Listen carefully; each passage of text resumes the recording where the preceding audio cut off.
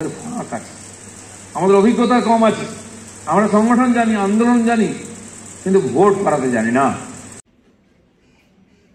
বঙ্গ বিজেপিতে আবার সম্পর্কে চি। এবার দিলীপ ঘোষের নিশানায় কে? শুভেন্দু নয়, এবার দিলীপ ঘোষ যেন অন্য কাউকে নিশানা করে বললেন। কিন্তু কেন আর কাকে বলছেন দিলীপ ঘোষ? পুরো ভিডিওটা দেখুন আর জেনে নিন।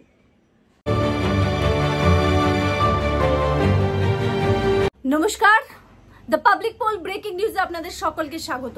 কথায় আছে না যে পাবলিসিটি গুড হোক বা ব্যাড, সেটা ভালোর জন্যই হয়। সেমনটাই যেন মনে করে নিয়েছে বঙ্গ বিজেপি।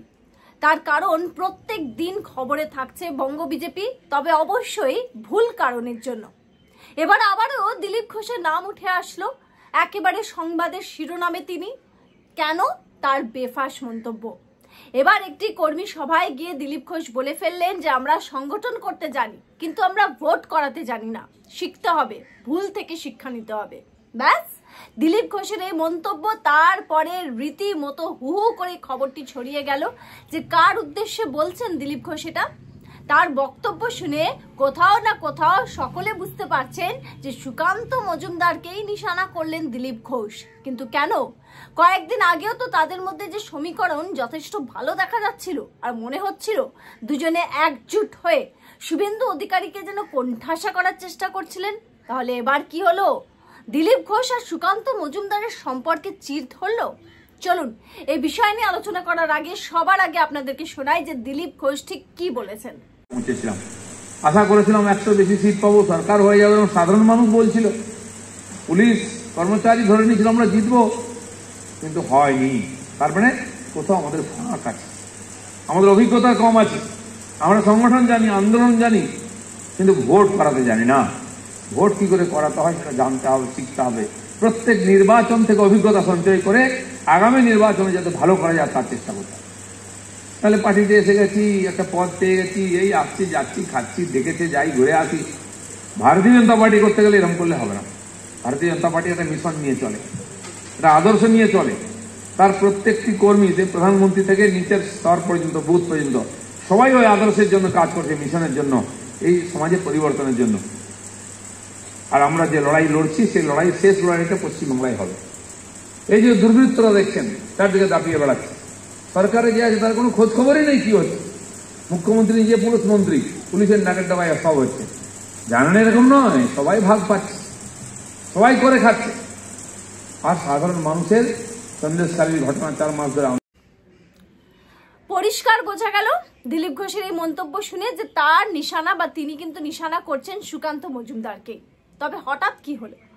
এতদিন তো দেখা যাচ্ছিল যে লোকসভা নির্বাচনের ফলাফল বেরোনোর পর থেকে তাদের মধ্যে সমীকরণ যথেষ্ট ভালো। এমনকি এটাও ঠিক কথা যে একেবারে প্রথম দিক থেকেই বলা হতো যে সুকান্ত মজুমদার আর দিলীপ ঘোষের সম্পর্কে সমস্যা রয়েছে, এবং তার অনেক নিদান আমরা পেয়েছি। কখন?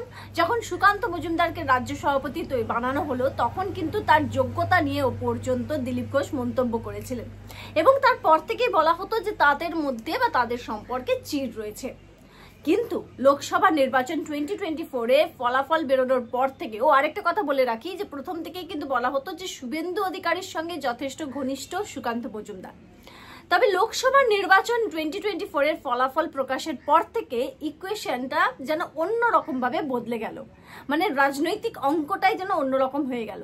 দেখা গেল দিলীপ ঘোষের অত্যন্ত কাছে চলে আসলেন সুকান্ত মজুমদার। সুকান্ত মজুমদার দিলীপ ঘোষের পক্ষে অনেক কথা বলতে লাগলেন এবং শুভেন্দু অধিকারীকে নাম না করে নিশানা করতে লাগলেন। তার উচিত জবাব দিলেন শুভেন্দু অধিকারী। সায়েন্স সিটির কর্মী সমিতির যে বৈঠক ছিল সেখান থেকে রীতিমতো নিশানা করলেন নাম না করে দিলীপ এবং সুকান্তকে। তারপরে দেখা গেল যে দিলীপ ঘোষের একদম অন্যরকম সুর। একেবারে তার এই ভিডিও যেটা আপনারা দেখলেন, এটার পরে আর বলার অপেক্ষা রাখে না যে তিনি কিন্তু নিশানা করছেন সুকান্ত মজুমদারকে। আর এই গোটা বিষয়টা জানার পর খুব স্বাভাবিকভাবে সংবাদ মাধ্যম সুকান্ত মজুমদারকে এই প্রসঙ্গে প্রশ্ন করে। তখন তিনি কি বলেছেন একবার পড়ে শোনাবো, কোট আনকোট কি বলেছেন সুকান্ত মজুমদার। সুকান্ত মজুমদার বলেন, বিজেপির নতুন পার্টি, মানে পশ্চিমবঙ্গে বলছে নতুন পার্টি বলতে আমরা 2018 সাল থেকে পশ্চিমবঙ্গে লড়াইয়ে আসতে শুরু করেছি। স্বাভাবিকভাবেই মানুষকে শিখতে সময় লাগে, মায়ের পেট থেকে তো সব শিখে আসে না। আমরা সব সময় সাথে সাথে অনেক কিছু শিখেছি, মানে বলছে যে আমরা সময়ের সঙ্গে সঙ্গে অনেক কিছু শিখেছি। যদিও শাসক দল তৃণমূল দিলীপ ঘোষের বক্তব্য নিয়ে রাজনীতি করতে ছাড়ছে না, তৃণমূলের মুখপাত্র অরূপ চক্রবর্তীর কথায় গোষ্ঠীদ্বন্দ্বের দীর্ণ একটা দলের নাম বিজেপি, নতুন করে ওদের ফাটল আবার সামনে এলো। অরূপ মনে করিয়ে দিলেন যে 2019 সালে দিলীপ ঘোষ যখন বিজেপির রাজ্য সভাপতি ছিলেন, সেবার লোকসভা ভোটে গেরুয়া শিবির 18টি আসন জেতে বাংলা থেকে। অরূপ চক্রবর্তী আরো কি বলেছেন? অরূপ চক্রবর্তী বলছেন যে দিলীপ ঘোষ যে ভোট করাতে জানতেন 2019-এর ফল তা বুঝিয়ে দিচ্ছে। 2024-এ যে সুকান্ত মজুমদার যতই রাজ্য সভাপতি থাকুন, শুভেন্দু অধিকারীর নেতৃত্বে বিজেপি ভোট করেছে, বিজেপির সকলেই জানেন। আজ দিলীপ ঘোষের বক্তব্যে পরিষ্কার তিনি ভোট করাতে জানতেন, তাই 18টি সিট পান 2019-এ। শুভেন্দু অধিকারী জানেন না, তাই এবার এমন ফল, এমন মন্তব্য করছেন তৃণমূলের যিনি মুখপাত্র অরূপ চক্রবর্তী। আর খুব স্বাভাবিকভাবেই শাসক দল তো এই বিষয়টা নিয়ে বলবেই, কারণ একটা বিষয় স্পষ্ট, মানে বলা যেতে পারে যে বোঝা যাচ্ছে না যে এই যে গোটা বিষয়টা, এখানে যেটা আমরা বাইরে থেকে বুঝতে পারছি, শাসক দল বুঝতে পারছে, কেন বঙ্গ বিজেপির নেতৃত্ববৃন্দরা বুঝতে পারছেন না এই যে তাদের মধ্যে গোষ্ঠীদ্বন্দ্ব বা তাদের নিজেদের মধ্যে মন কষাকষি, এটা সংবাদ মাধ্যমে সামনে চলে আসাটা তাদের জন্য কতটা বিপর্যয় ডেকে আনতে পারে, এটা কেন তারা বুঝতে পারছেন না।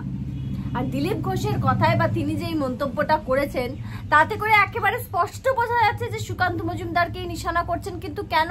এই সুকান্ত মজুমদার তো গত সপ্তাহে দেখা যাচ্ছিল যে দিলীপ ঘোষের হয়ে রীতিমতো তিনি কিন্তু বিভিন্ন কাজ করছেন, কথা বলছেন।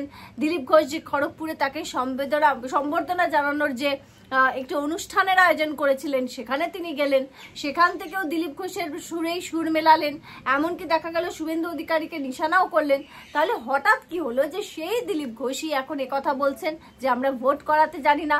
আর যতই হোক 2024-এর যে লোকসভা নির্বাচনের ফলাফল, সেটার দায় সুকান্ত মজুমদারকে কিন্তু নিতেই হবে।